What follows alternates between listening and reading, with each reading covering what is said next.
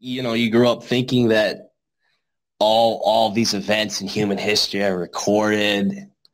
Civilization is almost like this linear progression. And then, they describe like how certain customs come into play. For example, like they say a lot of Western countries formed the base of those of their laws from like the ancient Roman laws. Then now you find out that, well, none of that's real.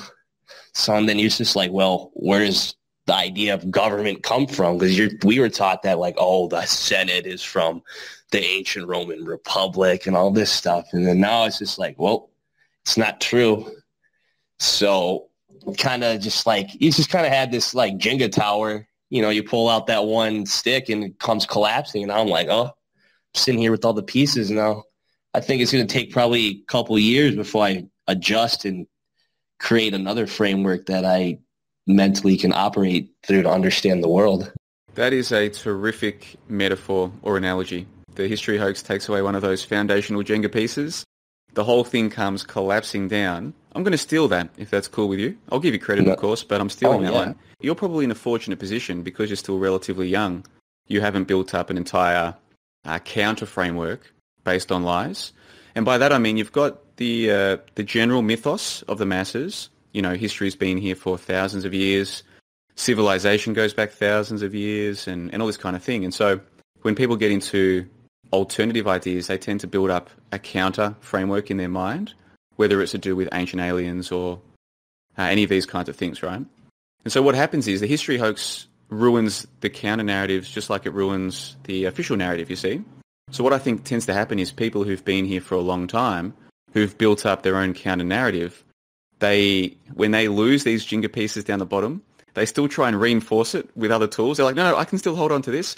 I can still hold on to my ancient aliens. I can still hold on to my Tesla. I can still hold on to my insert whatever counter narrative they've got. They don't want to let go of it. Whereas you're probably in a fortunate position. You probably haven't solidified your own counter narrative, if that makes sense. No, yeah, definitely. And I'm still young. And definitely as you get older, your beliefs begin to solidify more, sort of like concrete. But I'm definitely young. That's why I'm trying to read as much as I can, keep my mind flexible, stay open-minded, learn something new.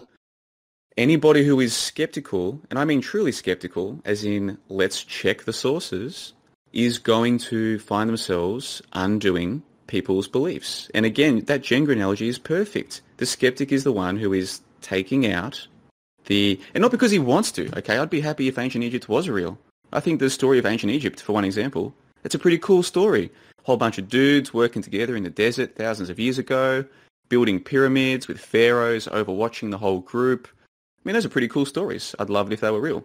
Problem is they're not. There's no evidence for them. So the skeptic comes along and takes out those foundational pieces and the whole stack comes falling down. What they're doing is they're building up stories, okay, on shaky foundations. And if they start engaging with some of these ideas of just check the sources, check the references, very easy to Google, Internet Archive, you can do this, anyone can do this now. Within a few weeks, maybe a few months, they're not going to be able to listen to any of the storytellers anymore. It's a completely different experience. Once you've gotten used to saying, yeah, but what's the evidence for that claim? Listening to the storytellers, even the best storytellers, the entire experience is completely different now because your brain is saying, this guy's telling stories. Who is this guy? What's his evidence?